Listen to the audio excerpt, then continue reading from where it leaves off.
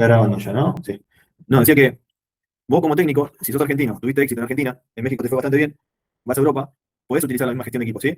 Podés tener el mismo trato con los jugadores, pero a la hora de entrenar, la metodología tenés que adaptarte a lo que es el fútbol europeo, ¿sí? Metodología de entrenamiento me refiero. Vos no podés ir a Europa, como pasó con Carlos Bianchi, que sí, que tuvo una buena gestión en cuanto, perdón, no gestionó, acá en Argentina tuvo, él hacía así, Bianchi corría todos los días, hacía fútbol una vez a la semana y pelota parada y ya está, después no hacíamos nada. Se va a Europa con la misma metodología de trabajo, de entrenamiento, y acá le fue bien con la gestión de equipo, ¿sí? ¿Por qué? Porque le llevaba al jugador del lado de la motivación. Entonces mantenía bien a los jugadores contentos, los mantenía motivados, y entonces le rendían a los jugadores. Fíjate que la mayoría de los jugadores que se fueron de Boca en la época de Bianchi, muy poco le fueron bien, ¿sí? ¿Por qué? Porque jugaban bien con Bianchi porque los mantenía bien, ¿sí? Motivado, sabía gestionar los egos de los jugadores. Y eso mismo quiso hacer Europa con una metodología de entrenamiento pobre, porque fue con la misma idea de acá de correr los lunes, martes, después hacer un poquito de fútbol táctico y ya está. Y bueno, vos tenés que adaptarte a la metodología de entrenamiento del fútbol europeo si vas a Europa. Después la gestión de equipos de ego puede ser similar, pero ten en cuenta que no es lo mismo un jugador que sube de inferiores de acá en Boca Juniors, en el caso de Riquelme, o muchos jugadores que subió él en su momento y que lo motivaba con que le tiene que comprar un auto, se tiene que comprar una casa, tiene que comprar un auto, tiene que salvar a la familia, que van a ser millonarios jugando al fútbol, que agarrar un equipo donde son todos millonarios. Los futbolistas de los que suben inferiores son millonarios, ¿viste? Porque vienen de familia bien, allá la clase social en España es media alta en gran parte de España, y de los futbolistas también. Yo tenía compañeros que estaban jugando a la C, te aparecían con tremendo audio y no se lo hicieron jugando al fútbol, se lo hicieron, bueno, ya venía de herencia, de familia de plata. Entonces, vos tenés que cambiar, adaptarte a lo que es metodología de entrenamiento, y en cuanto a la gestión de equipo, puedes utilizar la misma, pero adaptada a la sociedad, ¿sí? De dónde está yendo, al equipo que vos tenés, ¿sí? Cómo es la cultura, de la región donde estás, etcétera. No sé si alguien difiere con esto o alguien quiere hacer un comentario, pero es lo que veo, sí. Es así, o sea, ya no es el auto, lo puede tener cualquiera y la casa, o sea, tiene facilidades, si se quiere. Sí. La idiosincrasia que hay, lo cultural, lo social, lo económico y demás es totalmente distinto y no te puedes agarrar de ese argumento para poder contagiar a ese jugador, tenés que tratar con la llegada viene de otro lado o lo tenés que apuntar hacia otro lado. O sea, viendo la carencia que tiene de ese deseo, de ese anhelo, encontrárselo y apuntar para ahí, o sea, y convencerlo. Creo que es eso, no puedes ir con el mismo, no sé si la palabra con el mismo cuento, sino con la misma metodología de trabajo o de convicción o la parte de llegada o pedagogía para con cada jugador es totalmente distinta y cambia. Y lo mismo, volviendo a esto que decía, le cuesta a los técnicos, como le costaba a los jugadores antes, ¿sí? Adaptarse, la misma adaptación. O sea, sí, hablando de distancia, pero sí a lo que tienes que trabajar, y tanto como de un lado o del otro. Exactamente. Exactamente. Y también, mira, a ver, para que se den una idea, el fútbol europeo, vos cuando estás en una charla táctica, previo al partido, lo que es una visualización de lo que vas a hacer en el partido, es decir, lo que trabajaste en la semana para volcarlo en el juego, acá se hace mucho énfasis en la arenga. Allá las arengas no existen prácticamente. Yo no he tenido lo único que dice segundo tres, no sé, qué sé yo, a la Madrid, a la no sé qué, a la Talavera, donde sea que esté, no hay una arenga como acá, si ustedes ven las arengas, esas que se graban en los equipos de fútbol, que prácticamente el jugador se pone a llorar, ¿viste? Que empieza, que por tu mamá, por tu abuela, por tu tía, llegaste acá porque te mataste entrenando en la semana, no tenemos ducha, no tenemos agua, no tenemos las condiciones que sea para poder entrenar, y estamos acá y hoy tenemos que ganar por todo ese sacrificio que hacemos, por tu papá, por tu mamá. Eso allá no existe. Yo allá de arenga no, prácticamente no recuerdo que hayamos hecho, ¿sí? El técnico hace una visualización previa a lo que va a ser el partido, al planteo, una charla táctica, y luego van a la cancha, no existen las arengas. Acá está muy de moda eso y se juega mucho con las emociones de los jugadores. Allá no, allá hay un equilibrio emocional y no se ven afectadas, las emociones con el juego, ¿sí? Es decir, tu juego no se ve afectado por las emociones. Y eso yo creo que es la gran diferencia que existe, y por eso también la falta de adaptación, en algunos casos, porque el argentino entre todos se adapta bien en todos lados, ¿sí? En todo el mundo. Y hasta que le saca la ficha a lo que le viene, entonces se adapta. Pero en el caso de Matías Almeida vemos eso, ¿sí? Que fue una metodología que aplicaba en México y en Argentina, que en México una metodología argentina sirve, y en Europa no, una metodología argentina o México, que aplicaste en México no sirve, ¿sí? El discurso con los jugadores puede llegar a tener uno similar, ¿sí? El manejo de equipo puede llegar a ser similar, pero adaptado. Pero yo veo que no, que el primer día que asumió él, vi algunos entrenamientos que mostraban y los jugadores se la pasaban corriendo, ¿sí? Así en grupitos, pasadas, etcétera, etcétera. Entonces dije, este no va a llegar muy lejos. Después veía que ponían frases de Almeida porque están en el Sevilla, ponían reels de Almeida, pero era todo con respecto a la motivación, no era nada con respecto a la metodología de entrenamiento. Entonces es como que ves el final antes de tiempo, ¿sí? Y después, bueno, después de un tiempo dejé de seguir, no le daban más bolilla, me fijé, están peleando el descenso y dije, bueno, lo terminaron cesando. Pero es así, argentino que va y no se adapta, bueno, sí, es fracaso seguro. Si vos querés implementar la metodología que tenés acá, la llevas allá, lo más probable es que te tengas que volver. Le pasó también al Tata Martino. El Tata Martino le fue bien en Paraguay, que el fútbol paraguayo está muy por debajo del nivel de lo que es el fútbol argentino. Le fue bien en México, que el nivel en México está ahí, del fútbol argentino. Sí, hay mucha más plata, pero el nivel, me parece, es un nivel por debajo del fútbol argentino. En cuanto a competitividad, intensidad, etcétera. Después se va a España, bueno, tuvo una selección, ¿no? Argentina, tuvo una selección de, bueno, Paraguay, no sé dónde más. Y en España agarró una Ferrari y la terminó prácticamente pinchando. No quiero decir chocando, porque queda muy fea ya, pero la terminó rozando por algún lado, ¿viste? No, tenía que, con el equipazo que vos tenés. Yo lo que veía era que él quería meter una opción de juego, que era la segunda pelota, como ahí estamos recién hablando, que hace una media ahí en la tomilla. Bueno, el Barcelona quería jugar así cuando los jugadores eran todo de buen pie y jugó por debajo. ¿Sí? Que buscaban el espacio, atacaban el espacio y progresaban el juego de esa forma, con el tercer hombre, etcétera, etcétera. Y cuando estaba el Tata Martino, quería empezar con la alternativa de juego. Cuando empezó con eso, empezó a perder. ¿Sí? Bueno, podés adaptar, porque se siente cómodo. ¿Cómo te sentís cómodo? Yo he visto varios entrenamientos, varios, no, 3 o 4, habré estado viendo. A ver, estamos grabando, ya fue, no importa. El Tata Martino trabaja Pablo Rosso. Pablo Rosso era el preparador físico. Y después tenía otro, una vez me pongo así en el entrenamiento, yo estaba a unos 10 metros más o menos, escuchaba cómo charlaba Pablo Rosso. Tenía el ayudante de Pablo Rosso trabajando, está el Tata Martino y Jordi Faura. No sé si lo conocen, Jordi Faura, que fue interino en Barcelona después que murió Tito Vilanova, hasta que asumió el Tata Martino. ¿Lo conocen? fue integrante del cuerpo técnico Guardiola, después se quedó con Tito Vilanova hasta que falleció y asumió el de técnico principal, habrá estado 6 meses. Hasta que, Lo nombraste, ¿cómo? lo nombraste ya una vez a él. Sí, sí, sí. Sí, Habíamos bueno, visto una vez una declaración de él, creo, o algo así, un video, puede ser. de Jordi Roca, recordame, a Sí. ver. Creo que sí, ahora te lo voy a buscar, porque creo que vimos un video o algo de él. No, este me parece que era otro, no, pero lo que yo escuchaba era por qué le hacía trabajar de esa forma, de una manera tradicional, porque están haciendo jugadores. Vos lo veías a Dani Alves, a Xavi, Iniesta, Messi, haciendo Neymar, haciendo pasadas de 70, 80 metros, 75, y escuchabas el silbato, tum, cada rato, ¿viste? Estaba acá, iba, venía. Y entonces lo que ellos decían que querían, para la alternativa de juego que tenían que estar los jugadores muy bien físicamente, entonces le hacían trabajar de esa forma. Sí, como que, viste, había una, como que no cerraba eso, ¿viste? En el Barcelona.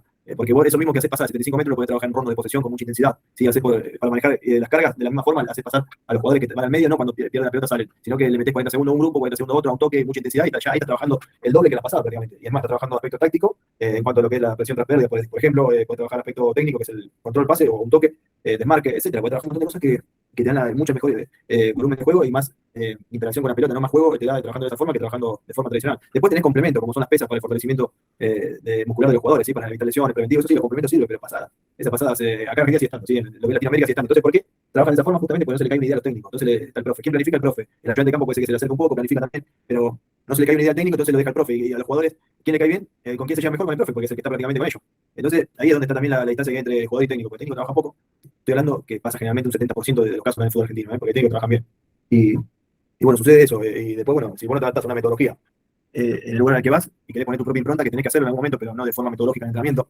En cuanto a tareas de entrenamiento, lo que pasa es que termina fracasando, como el caso de Almeida, el caso de Tata Martino. San Paoli, hasta ahí nomás, porque San Paoli no trabaja mal, ¿eh? San Paoli lo que tiene, trabaja muy bien. Sí, yo tuve chicos que, bueno, trabajaron con BKCS, que tiene más o menos un perfil similar a lo que es San Paoli, trabaja muy bien. Lo que sí, me dijeron que el tema de San Paoli es el ego que tiene con los jugadores, choca mucho, como pasó en el Mundial, sí, y lo mismo que BKCS. Pero bueno, trabajan muy bien, ¿sí? Así que nada, bueno, y con respecto a todo esto, que viene a colación con lo que estamos viendo en clase, ¿sí? Lo último que vimos, ¿recuerdan lo que vimos? Lo de discriminación era de eso. Toma de decisión, Toma de exactamente. decisiones, sí. Ese de Jordi Laura es el que, ahí me acuerdo que había visto, le atribuyen que descubrió a la Yamal. Porque Ah, ahí sí, está sí, eso. sí, sí, sí, Laburo pues, para la todavía. sí, sí, porque él y después está el otro, Rachsach, no sé si lo escucharon hablar, que también dirigió la primera Barcelona, y creo que salió campeón de algo para Barcelona, no sé si Copa Rey o Liga Española. Entonces Sach descubrió a Messi, es el que le firmó la servilleta al papá de Messi. No sé si escucharon alguna historia, que está en un vasito y le firmó el contrato o el acuerdo en una servilleta de papel de bar. Él sí agarró un papelito común y corriente de la servilleta esa de que ponía la boca, agarró, firmó eso y ese fue el acuerdo que tuvieron con Messi. Y eso lo tienen, no sé si en el Museo del Barcelona o él mismo lo tiene en su casa, tipo en un museo que tiene el propio, no recuerdo, pero está en un cuadrito esa servilleta. Bueno, Sach también descubrió Messi, descubrió no, lo trajeron, fue el que le hizo el scouting, que le hizo la prueba en Barcelona. Bueno, lo último que vino es toma de decisiones. ¿Por qué es crítica la toma de decisiones de los entrenadores? A ver, ¿quién me dice por qué es crítica? Y vamos a hacer un repasito y ya arrancamos con el tema de hoy. Porque él es el que dirige, justamente. La decisión que toma impacta de lleno en el resultado del partido. Bien, va por ahí. Sí, una de las decisiones que toma, obviamente. Que sería la inicial de plantear un 11, porque después puede meter cambios y corregir justamente lo que tomó en su primer momento. Exactamente, sí, sí, tal cual. Bien, pues ahí voy a compartir pantalla. ¿Se ve pantalla completa? Sí, ¿no? Ahí está. Sí, no se ve el power proyectado. Ahí está, ahora sí. Ahí está. Bueno, ¿por qué es crítica la toma de decisiones en entrenadores? Justamente es crítica porque las mismas afectan en primera medida los intereses y el ego de los jugadores, ¿sí? Y a su vez, el entorno de estos jugadores, ¿sí? ¿Cuál es el entorno? Sobre todo de los jugadores que no son elegidos para ser titulares. Porque en un plantel de 35 jugadores, 11 van a estar de acuerdo con la decisión que uno toma, que son los 11 que van a jugar de titular, después 6 que van, o 7 que van al banco, van a estar casqueados porque piensan que ellos tienen que ser titular. Algunos de ellos quizás estén contentos porque está entrando en la convocatoria, porque siempre viene quedando fuera, sobre todo los juveniles, que sí están contentos cuando lo convocan hasta el número 19 y te dejan fuera, el juvenil se queda contento porque fue dentro de los convocados, ¿sí? Que lo tienen en cuenta.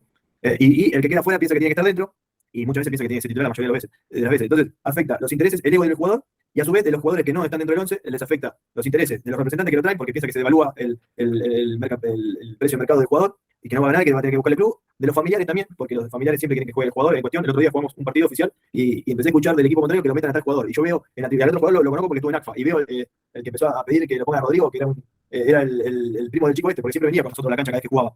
Entonces, afecta también los intereses por el hecho de que de cuando afecta los intereses de los familiares, lo estamos viendo desde el lado emotivo, ¿sí? Que afecta sus emociones, tanto del jugador que queda fuera como de la familia que lo rodea. Afecta los intereses también de los dirigentes, ¿sí? Que traen al jugador en cuestión, si es que lo trajeron los dirigentes, o están entongados también, porque pasa. Sí, estoy hablando en general, no sé los casos específicos, pero estamos en general. Afecta los intereses también del aficionado, porque hay hinchas que simpatizan por tal jugador y quieren verlo siempre jugar, pero ellos no están dentro del entrenamiento todos los días y no saben qué es lo que pasa, por qué juega o por qué no juega. Entonces, es crítica la toma de decisiones de entrenadores porque afecta los intereses de muchas personas, ¿sí? Sobre todo de los jugadores que no juegan, en primera medida, de su entorno, y hasta el entorno del club, ¿sí? Entre ellos dirigentes, aficionados, bueno, que están las apuestas ni que hablar, ¿sí? Los que juegan al grande T que pusieron a un jugador que después el fin de semana no juega por decisión táctica, que el técnico prefiere a otro jugador en el puesto, está afectando también eso, ¿sí? Afecta muchos intereses la toma de decisiones del técnico, por eso es crítica la toma de decisiones del técnico, es muy criticado e influye mucho en lo que es el futbolista y en su entorno, ¿sí? Y también en el club, en su dirigente y su entorno. Bueno, uno cuando está tomando decisiones está eligiendo a uno por encima del otro. ¿Y cuál es la definición de elegir a uno por encima del otro? ¿Cuál es el concepto? Bueno, que elegí en esta ocasión para definir esta decisión, es discriminar, ¿sí? Uno como director técnico está discriminando a la hora de elegir un jugador. No me refiero a actos de xenofobia, ni de racismo, ni de trato desigual, sino que me refiero a que vos elegís a uno porque crees que está mejor que otro. Voy a dar un ejemplo un poco burdo. Vamos al supermercado y tenés para elegir variedad de gaseosas. Tenés Pepsi, Coca, 7-Up, Fanta, Mirinda, lo que vos quieras. Y vas y elegís la Coca-Cola. Al elegir la Coca-Cola estás discriminando a la demás. Es decir, estás eligiendo a una marca determinada por encima de la demás marca porque es la marca que a vos te gusta y que te causa placer tomarla. Sí, eso también es discriminar. ¿Sí? No es otra cosa discriminar, sino que es elegir algo por sobre otra cosa. Vamos a lo que es la definición y el concepto. ¿Sí? Acá estamos viendo varias llaves colgadas, una persona eligiendo una llave por encima de las otras. Se está eligiendo a uno porque cree que esa es la llave correcta por encima de la demás. ¿Sí? Gran parte de la labor de los entrenadores se basa en la toma de decisiones que inevitablemente tienen que realizar. Y discriminamos al tomar esas decisiones. ¿Sí? Cuando discriminamos en la toma de decisiones no nos estamos refiriendo a un trato desigual hacia los jugadores, sino en que cuando elegimos a uno estamos dejando afuera a otro. Las decisiones que tomamos benefician a unos y perjudican a otros. Esto es un punto importante, que se ven beneficiados 11. ¿Sí? Incluso dentro de los 11 hay alguno que va a estar criticando la toma de decisiones del técnico porque puso a otro jugador que él cree que no va a estar. A mí me parece que tiene que estar este de central y no el otro. ¿Sí? Es decir, hasta incluso los mismos 11 pueden no estar de acuerdo de la toma de decisiones que uno hace sobre el equipo, porque piensa que hay otros jugadores que no tienen que estar. ¿Sí? Él sí siempre piensa que tiene que estar porque se lo merece, porque es el mejor. El jugador piensa eso en líneas generales. ¿Sí? Las decisiones que tomamos beneficia a unos y perjudica a otros, en pocas palabras afecta el ego y los intereses de jugadores en primera medida y del entorno en segundo lugar. Así mencionamos todo lo que es el entorno, familiares, representantes, dirigentes, hinchadas, etc. ¿Sí? Bueno, por eso la toma de decisiones del entrenador es crítica. Esto fue un repaso de lo que vimos en la última clase, ¿sí? Entre otras cosas. Vamos a lo que es el tema de hoy, resolución de problemas del módulo 2. Bueno, ¿cuáles son los roles del técnico para resolver problemas? A ver, vamos a ir mencionando algunos que tengamos memoria o que recordemos de alguna situación que haya pasado en algún equipo de fútbol reciente. Por ejemplo, hace poco una pelea entre, ¿cómo se llama el chico este del Real Madrid, el capitán? Valverde y Tachuami, Choameni, algo así.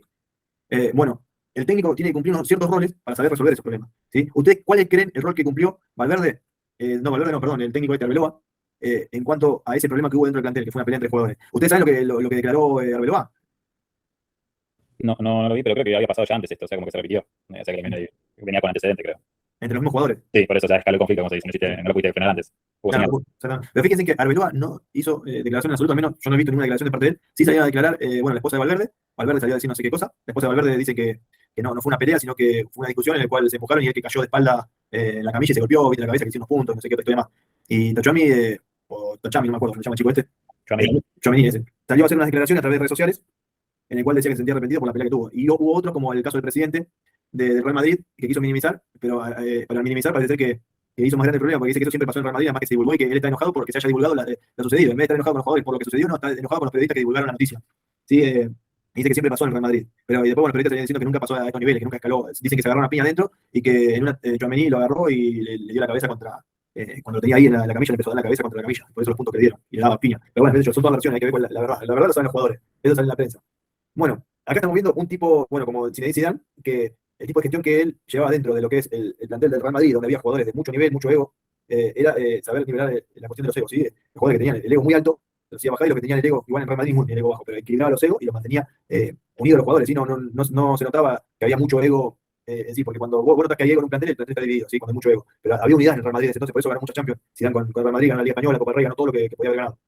Y bueno, y él decía que no era el mejor tácticamente, que no tenía muy buena metodología de entrenamiento. En realidad sí, trabaja muy bien porque es el Real Madrid, que no era su fuerte todo eso, sino que su fuerte era la gestión de egos de los jugadores, ¿sí? El manejo de equipo, ¿sí? La unidad del equipo. Bueno, vamos a los roles del DT para resolver problemas. Primero y principal, vos como director técnico, ante situaciones como la que sucedió en el Real Madrid, vamos al caso porque salió de todos lados, tenés que ser mediador, ¿sí? Tenés que mediar entre un jugador y otro. ¿Cómo mediás? Escuchar a las dos partes y tratar de que se concilien. Si no quieren conciliar ninguna de las dos partes, afuera. Los dos no juegan más, rescindir contrato. En estos casos, obviamente, que hay muchos intereses detrás de cada jugador. Hay publicidad de por medio, hay contratos millonarios, hay arreglos entre presidentes, representantes, jugadores por partidos, premios, hay un montón de intereses. Entonces, es muy difícil tratar de hacer rescindir contrato a un jugador de Real Madrid de estas características como un capitán como Valverde o Tchouaméni, que es una figura a nivel mundial y bueno, llegó a una final del mundo, figura también en el mundial pasado, ahora es una fija para Francia también. Entonces, lo mejor que vos podés hacer es tratar de que se solucione el problema, ¿sí? Ser mediador, interceder y que se arreglen, no te digo que sean amigos, pero que resuelvan y se pidan perdón. Es muy difícil hacer pedir perdón a un jugador, pero hay una frase que siempre digo, el banco educa. Si el jugador no quiere tomar lo que el técnico le dice y es un jugador habitual titular, empezás a sentarlo al banco. Fíjese qué pasó con Mbappé. Mbappé estaba yendo al banco, esta semana o la anterior, estaba yendo al banco y salió a declarar diciendo que Arbeloa lo consideraba el cuarto delantero por detrás de Vinicius, detrás de, bueno, hay un chico inferior que es mexicano argentino, también está el de River, que, ¿cómo se llama? Bueno, no me acuerdo, el que dejó la selección. Y detrás de otro jugador más, ¿sí? Y bueno, ¿por qué lo empezó a meter en el banco? Porque justamente habrá habido algo que al técnico no le haya gustado, el jugador no haya acatado órdenes, y bueno, empezó a meter en el banco, ¿sí? Ahora empezó a jugar igual. Entonces, ser mediador ante un conflicto, ¿sí? Tratar de resolverlo que no queda ahí. Eso que queda en la cancha es mentira, porque a mí se me da un codazo. En un entrenamiento, si no fui a dialogar con el que me pegó de codazo, no me pide perdón, o cualquier jugador va y se la quiere devolver, ¿sí? Entonces, ser mediador para que se arregle la situación y que no quede rencor. Va a quedar, algo de rencor queda, pero si se piden perdón o se piden disculpas, se soluciona eso, ¿sí? A estos niveles, si vos la forma en que podés hacerle que entienda en que deben solucionar la diferencia que hay entre uno y el otro, es por el bien del equipo, ¿sí? Si no, no van a jugar. Y el jugador, si vos le decís que no va a jugar, que vaya al banco, y empezás a mostrar que el próximo partido no está, va a tener que agarrar y agachar la cabeza y pedir perdón. Y en muchos casos, o en algunos casos, estos mismos jugadores son tan soberbios que prefieren rescindir contrato o usa esa situación para irse, ¿sí? Rescinden contrato y se van, o usan eso es un motivo para que se puedan ir a otro club, ¿sí? Entonces, el rol principal del técnico ante un conflicto es ser mediador entre jugadores. Después, si hay un conflicto entre jugadores, cuerpo técnico también, conflicto entre jugadores y dirigentes también puede mediar, conflicto entre jugadores y hinchada también puede mediar en todo lo referido a lo que es jugadores, conflicto entre jugadores y cuerpo técnico dirigentes, entre dirigentes jugadores, entre jugador hinchada, entre cuerpo técnico y hinchada, etcétera, entre todo lo que le compete a la gestión del plantel, del equipo en cuestión, el técnico debería ser mediador, ¿sí? Bueno, ahora vamos a ir a desarrollar. Ahora vamos a mencionar los roles principales del técnico para resolver el problema y vamos a ir a desarrollar cada punto. Vamos a ver si llegamos, vamos a darle 15 minutos más y después vamos a la otra materia. Bueno, hallar el equilibrio entre los egos de los jugadores. Esto es fundamental, hallar el equilibrio entre los jugadores para sostener la unidad del equipo, que justamente la unidad es el valor principal que tiene que tener un equipo para conseguir resultados. Sin unidad, difícilmente se consiguen los resultados. ¿Qué es lo que pasa en un equipo roto? Que no hay unidad, se refleja en el campo de juego.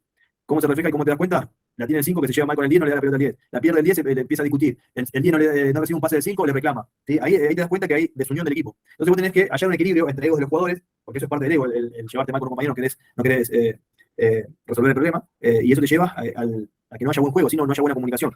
Que al no haber buena comunicación, no hay buen juego, hay discusiones, hay peleas y termina fracasando el equipo, ¿sí? El técnico también por no ser mediador. ¿Dónde se ve reflejado eso? Pierde la pelota el 10 y el 5 para dejarlo en evidencia, en vez de correr la pelota que perdió el 10, se queda parado y lo manda al frente. Dice, ¿cómo la vas a perder? Anda a recuperarlo, se empiezan a discutir, levanta la mano, gesticula, lo señala y le hace caer a toda la hinchada el error que cometió. Sí, a toda la hinchada le convence de que cometió el error, se puede en vez de matarse por el compañero y recuperarla. Eso es lo peor que puede suceder en un equipo que está roto, sí, que está dividido, donde no hay unidad. ¿Por qué? Porque hay egos, no se quieren llevar bien, no quieren pedirse perdón, no lo hacen ni por el bien del equipo ni por el bien de nadie. Es más alto la ofensa, es más grande la ofensa que tuvieron de su compañero que el intentar resolver el conflicto, ¿sí?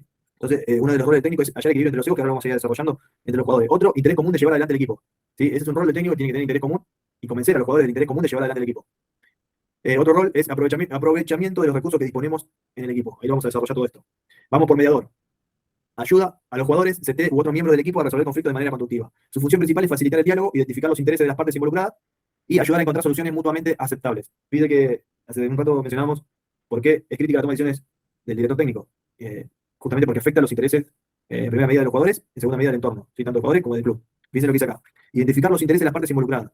¿Sí? Vos sabés que tus decisiones afectan los intereses de todos, ¿sí? Y cuando hay un conflicto, hay conflicto de intereses entre un jugador y otro, ¿sí? Entonces vos tenés que identificar cuál era el interés por el cual discutieron, por qué discutieron, por qué se pelearon o por qué se dividieron. No sé si ustedes recuerdan que salió a luz hace unos años atrás que hubo una pelea entre Verón y Sorín, desde cuando eran jugadores en el Lazio de Italia.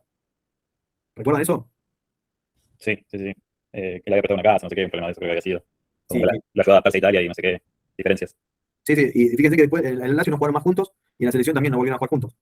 ¿Sí? ¿Por qué? Porque nunca resolvieron su diferencia. Y después Villarreal Inter se pelearon cuando Champions o Europa League creo que se cruzaron. Era en Inter y era en el Villarreal, creo, una cosa así, se habían cruzado y también se dijeron de todo. Sí, creo que sí, algo me acuerdo, tengo un recuerdo vago de eso, pero sí que hubo una discusión. Y fíjense, tener el ego tan alto, por no resolver el problema que tuvieron entre ellos, no fueron más a la selección. Bueno, al menos Verón no fue más, no fue con Peckerman, sí fue con Maradona, pero con Maradona no fue Sorín. Y no tuvieron juntos. Por una cuestión de no resolver el problema que había entre ellos, la diferencia. ¿Sí? Y hasta hoy en día no saldaron ese conflicto que tuvieron. Sí, estamos hablando de hace más de 20 años, eso ha sido en 2005, por ahí. A ver, la información que tengo, que me acuerdo de su momento, no me volví a fijar, pero justo venía a tema de hoy el hecho de ser mediador, ¿sí? Dos jugadores que no solucionaron el conflicto que tenían entre sí, que no fue de la selección argentina. No volvieron a jugar juntos, bueno, uno se fue al Manchester, me parece, en su momento, y el otro se fue al Villarreal. También se fueron de los equipos, lo terminaron echando del equipo. En realidad lo vendieron, ¿sí? Pero no eran jugadores intransferibles después de este conflicto, lo querían sacar encima porque no querían seguir teniendo problemas dentro del equipo. Se tuvieron que ir de los clubes donde estaban, ¿sí? Del mismo club que estaban, se tuvieron que ir. Fíjate, por no resolver, y el técnico quizás, no sé cómo fue la situación, estoy diciendo por encima, pero el técnico probablemente no haya intervenido, ¿sí? Porque si hubiese intervenido el técnico, por ahí se podría haber resuelto este tema, pero es tanto el ego que tienen los jugadores que no se piden perdón, ¿sí? El jugador de primera división, de Elite, tiene el ego muy alto. Hoy estaba escuchando una nota que decía un técnico, para comer, el jugador fue la pica, no sé si ustedes están escuchando los reels, pero está sacando mucho reel de la pica. Dice que tiene un jugador en primera división y que él le dijo que hay una jugada en que está teniendo un patrón de conducta que siempre falla, que no aprendió. Y entonces le dice, hace 10 años juego en primera, y vas a decir lo que tengo que hacer, le dijo el jugador soberanamente. Él lo dijo, no dijo quién es el jugador. Él sí, jugó hace 10 años en primera, pero cometí siempre el mismo error. ¿Sí? No dijo tampoco qué error, pero cometía siempre el mismo error. Claro, en Argentina también, hasta estés jugando en primera división, comete errores, y está en primera división no significa que no comete errores. Y es tanto el ego que tienen que que no quieren corregir errores. Se lo está diciendo un tipo que es del ascenso, que sabe de fútbol, y no lo quiere corregir porque tiene el ego muy alto, ¿sí? Y pasa eso, a los jugadores, y muchas veces eso te lleva a fracasar. Y por eso son jugadores que se mantienen en el lead, que reconocen su error cuando lo corrigen y que corrige ese error. Y hay otros jugadores que no reconocen que se equivoquen, siguen la misma y después, tarde o temprano, ese error lo termina sentando en el banco. Bueno, mediador es uno de los roles que tiene que cumplir el director técnico. Dentro de lo que es mediador, debe utilizar la inteligencia emocional, ¿sí? Que es la capacidad de reconocer, comprender, utilizar y regular emociones tanto propias como ajenas. ¿Sí? Es una habilidad fundamental para el bienestar personal y las relaciones interpersonales en un plantel de fútbol. Si vos te dejás llevar por las emociones, propiamente dicho, es decir, hay un conflicto y a vos ese conflicto te afecta las emociones y resolvés o intentás ser mediador acorde a lo que vos sentís, no podés ser director técnico. Sí, lo creo que lo dijo el otro día el profe de psicología en esta misma clase. No podés ser director técnico, un segundo, ¿eh? No puedes ser director técnico, ¿sí? Si te dejas llevar por las emociones. Entonces, tenés que tener una inteligencia emocional. Te tenés que adaptar a la situación y ser frío, pensar y tratar de buscar una solución sin que ese conflicto afecte tus emociones, ¿sí? Bueno, la inteligencia emocional es una habilidad fundamental para el bienestar personal y las relaciones interpersonales en un plantel de fútbol. ¿Sí? Si todos los jugadores utilizan la inteligencia emocional, regularan sus emociones y no se dejan llevar por el momento, lo que les genera mucha carga emocional, porque el fútbol te genera mucha carga emocional, ¿sí? Para que bueno, ustedes saben, en un mismo partido de fútbol pasás de errar un gol que te genera una euforia por querer gritarlo, lo vas al gol y te hace un gol en un contragolpe, pasás de estar eufórico a estar triste por el gol que te hace. Entonces, si vos te dejas llevar por esas emociones y no tenés un equilibrio emocional como técnico, probablemente fracase en cuanto a la gestión de equipo, ¿sí? De los egos de los jugadores. Y eso le pasa mucho a los técnicos pasionales, ¿sí? Que se terminan agarrando piña con los jugadores, que con la hinchada se ponen a discutir. Entonces hay que mantener un equilibrio, ¿sí? Un dominio propio, que no afecten las emociones. Bueno, o mejor dicho, las situaciones que no afecten las emociones del técnico, ¿sí? Tratar de transmitir también a los jugadores. Bueno, acá vamos a hacer un pequeño video, cómo equilibrar los egos. El equilibrio de ego se refiere a las situaciones en las que los jugadores, a pesar de tener sus propias motivaciones y aspiraciones individuales, pueden trabajar juntos de manera efectiva. Esto implica que ninguno de los jugadores se sienta desestimado o que los demás jugadores no reconozcan su talento. Bueno, ahí vamos a ver un video. Eh, un segundo, lo abrimos acá. A ver si abrió. Perfil no disponible. Espera un segundito. Bueno, a ver. En YouTube, no, Instagram. Bueno, vamos a ver si te nota esta.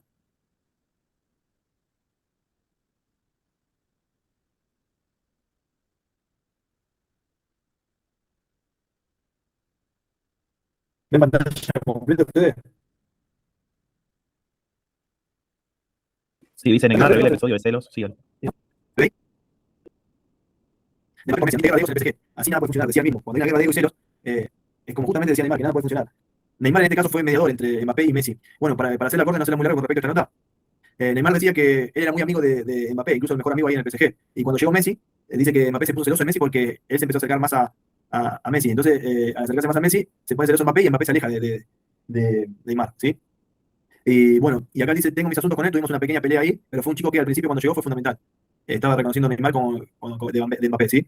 A ver, ¿dónde está? No obstante, Neymar reveló que Kylian Mbappé tuvo celos cuando llegó Lionel Messi al PSG, ya que el brasileño y el argentino venían de una amistad de más años, la cual formaron cuando fueron compañeros en el Barcelona, ¿sí?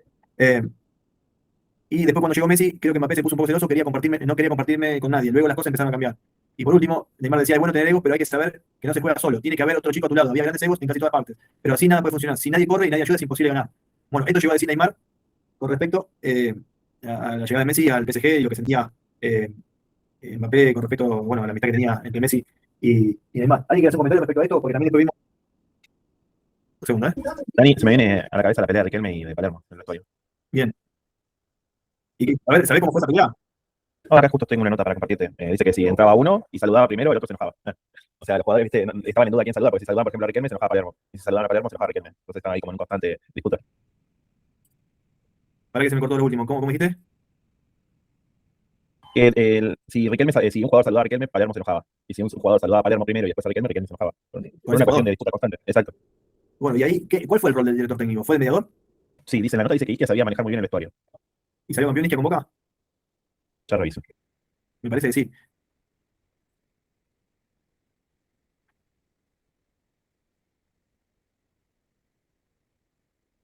Sí, 2 veces salió campeón, Dani, en 2008. Bueno, sabía manejar la historia, pero nunca resolvió el problema que tuvieron entre Palermo y Riquelme. Igual convengamos que es una cuestión de ego entre ellos, ¿sí? Si no quieren ser amigos no lo van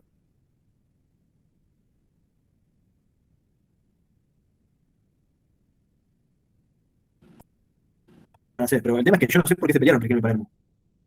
Porque hay que ver de dónde pelearon. Bueno, a ver, todos sabemos que una relación así no es saludable en un plantel. Que llegue un jugador, saluda a todo el mundo menos a uno.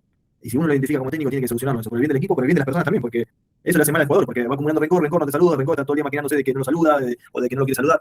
Y, y eso no es bueno para el equipo. ¿Se me escucha ahí? Porque me está poniendo que se ha perdido la conexión de red. ¿Me están escuchando ustedes? Ahora sí, hace un ratito estaba medio colgado. Ah, ok. Sí, y bueno, y es fundamental, ahí vamos a compartir pantalla nueva, porque estaba buscando justo algo en la pantalla, a ver, acá está. Ahí está. Sí, porque tengo que sacar la pantalla para poder buscarlo, porque si no, no veo nada, me parece la pantalla completa. Adentro de la pantalla, ahí está. Igual ya vamos cortando con esta materia, arrancamos la otra, porque después siempre nos quedamos hasta después de que arranque el profe. Hasta que llegue el profe de psicología. Este era, no, esto. Un segundo. Como estamos acá, ¿sí? Estamos en lo que es mediador, que ahí vimos que Neymar, leímos la nota recién. ¿Dónde estaba? La nota, bueno, equilibrar los egos, ¿sí? Dentro de lo que es el mediador, para resolver conflicto, tenés que utilizar la inteligencia emocional, que justamente te ayuda, es una capacidad, ¿no? Que te ayuda a reconocer, comprender, utilizar y regular las emociones, tanto propias como ajenas. Es fundamental que las emociones no te afecten en los conflictos, ¿sí? Como técnico, porque si vos te dejas guiar por las emociones, seguramente no sepas resolver bien ese conflicto, va a ser por una cuestión de emocional. Y bueno, y equilibrar los egos. Vimos la nota a Neymar, perdón, que había ego entre los jugadores y él decía que con los egos así nada puede resultar bueno, ¿sí? No iban a sacar resultados. Fíjense cuántas Champions ganó con Neymar, con Messi, con Mbappé, ninguna. Ganó la Liga Francesa, por la Liga Francesa, con respecto al resto de las ligas de Europa, es una segunda, tercera línea. El PSG sobresale, el único. Después los equipos de ahí son todo un equipo como de mitad de para abajo de la Liga Española, la Liga Inglesa. No tienen el nivel de las grandes ligas, la Liga de Francia. ¿Y cómo equilibrar los egos?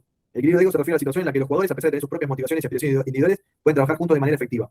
Es decir, a esos egos, a esas personas individualmente vos podés utilizarlos todos juntos para llegar a conseguir un objetivo grupal, un objetivo de equipo. ¿Sí? Esto implica que ninguno de los jugadores se sienta desestimado o que los demás jugadores no reconozcan su talento. Hay técnicos, justamente me comentaban, no sé si qué técnico, que dice, hay un técnico del ascenso que es muy reconocido, que cuando sos titular, el técnico te habla bien todo. Cuando está lesionado, no te da bolilla ni te saluda. Cuando sos suplente, tampoco. Un técnico que yo tuve, que también cuando yo jugaba pasaba lo mismo. ¿Sí? Estoy hablando 70, no menos, 20, sí, 2001, por ahí 2000, 2002. Pasaba lo mismo con este técnico, no cambió nunca. Y bueno, entonces estos tipos de técnicos, a los que son titulares, los tienen como una super figura, a los que son suplentes, los tienen como, qué sé yo, un jugador más, no le da bolilla. Y entonces, esa diferencia la marcan los técnicos que son así. ¿Sí? A uno no tiene que tocarlo porque figura, a este no le puedo decir nada porque figura. No, vos tenés que tener el trato a todos por igual. Y bueno, eso hace que el ego de los jugadores esté muy alto. Sigo casarte con los jugadores también. Entonces, vos lo que tenés que hacer es bajar el ego de los jugadores, equilibrar cómo lo bajás, justamente como dice acá. Convencerlo de que todos trabajen juntos por el mismo objetivo y que ninguno se crea superior al otro, ni el otro piense que el otro es superior, ¿sí? Sino que mantengan una cordura, que mantengan un nivel de ego equilibrado, que no sea elevado, porque eso es lo que lo lleva al fracaso y a las divisiones de los equipos. Bueno, el interés común es fundamental para equilibrar los egos, ¿sí? El interés común de llevar adelante un equipo de fútbol se refiere a la unidad y el objetivo compartido que tienen todos los miembros del equipo, jugadores, entrenadores, personal técnico, etcétera, para lograr un fin común que es el éxito deportivo. ¿Cuál es el éxito deportivo? Ganar. Este interés común se traduce en una serie de valores y acciones que fomentan la cohesión y el rendimiento del equipo. La cohesión es la interacción entre jugadores, ¿sí? Ya vamos a terminar, momento cerrando. Recursos que disponemos como director técnico en un equipo de fútbol podemos apoyarnos en varios recursos. Comunicación efectiva, que ahora vamos a ver. Ahora no, en la próxima clase. Establecimiento de reglas claras, también lo vamos a ver más adelante. Mediación, que vimos recién, pero vamos a desarrollar un poquito más. Trabajo en equipo y la creación de un ambiente de confianza y respeto, ¿sí? Todo esto que vamos a ver más adelante, esto de los recursos que disponemos, está dentro de los 4 puntos de los roles del director técnico que estamos viendo. Si alguien quiere hacer una pregunta, un comentario o aportar algo,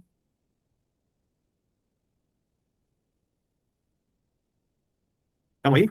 No, de mi lado justo ahí va Mourinho y dicen que creo que va a Real Madrid y va a limpiar a como a 10, ya dijo que son transferibles, lo sacan encima entre eso estaba el verde, así que viene con él. Y quiere, tampoco creo que si lo venden al inicio no le importa que lo vendan también. Y sí, porque es conflictivo, son jugadores conflictivos. Ya uno se agarró a piña, el otro todos los días, todos los partidos está queriendo que suspendan el partido porque le canta la hinchada de mono, no sé qué otra cosa más. Si ya venía acá a Argentina, no sé qué pasa con el pibe ese. Y, bueno, y quiere a Hendrik lo quiere de vuelta, bueno, a Nico Paz, eso seguro, digo. Bueno, Mourinho es un tipo con mucha personalidad, por eso también lo traen. Porque vos necesitas, en un plantel así, con los egos tan altos, necesitas una persona con personalidad que corte los egos por lo sano o que los limpie a los jugadores. Igual, este Arbeloa, que está justamente ahí a lo de Casillas, también podría hacer lo mismo, pero no le da. Y no tiene tiempo, o como si tiene trayectoria, o no sé, no se quiere quemar, no quiere quedar como en la película, no sabe qué pasa por la cabeza. Y me parece que vuelve a las inferiores, por eso no le da un rol más protagonista. Igual en el Real Madrid también hay elecciones, creo, también por eso está complicado Florentino Pérez y demás. Hay un mexicano, no es un mexicano, es un español que habla como mexicano, que no sé dónde viene y que tiene también mucha plata para hacerle la puja. Entonces está todo medio revolucionado ahí. Parece que más plata de Florentino Pérez no creo que tenga, no sé que sea multimillonario. No sé, encima el apellido es Riquelme del español ese, para colmo. Es muy chistoso todo. ¿Sí, no? Sí, mal. Pero bueno, hay elecciones y demás, y como hace 2 años que no gana, y algo creo que es, o más. Hay, Sí, una, sí. hay una revolución ahí interna en el club que están viendo cómo termina. La Vamos a Champions, la última 2023 por ahí. Sí, creo que sí. Después no. Copa del Rey puede ser también. No sé si Copa del Rey, no me acuerdo ahora, pero como que no están en las noticias hace rato, solo por los escándalos estos, o por los malos fichajes, que es lo que no me gusta, porque top marketing y demás, ellos, ¿viste? De juegan contra. Sí, sí, es verdad. Bueno, ojalá que agarre. ¿Cómo le fue en el Benfica? Y en el Benfica bien, creo, fue. Le ganó al Real Madrid en la última fecha. ¿Te acordás con el gol del arquero? ¿De la Y después Champions? después quedó eliminado por el ¿Para Real Real Madrid. Madrid también? Ajá, sí, me acuerdo. Pero ahí en la Liga de Portugal salió campeón, ¿no? ¿O no todavía? Ahí busco, pero me parece que Tercero era está, pero el está Porto, mira, salió primero. Porto y Benfica. Sporting y Benfica, sí. Los tres más. Y qué sé yo, lo van a traer para poner orden, no sé si va a ganar algún título, ¿viste? Pero bueno, qué sé yo. Bueno, bien, gracias por el aporte. Bueno, después de la próxima clase vamos a avanzar con los recursos que disponemos como director técnico, ¿sí? Para a la hora de resolver conflictos y a la hora de manejar egos del equipo. Bueno, cortamos acá y en 2 minutos, y son y 24 y 27, 3 minutos, arrancamos con la otra materia, porque si no vamos a invadir la clase del profe, el horario del profe de psicología.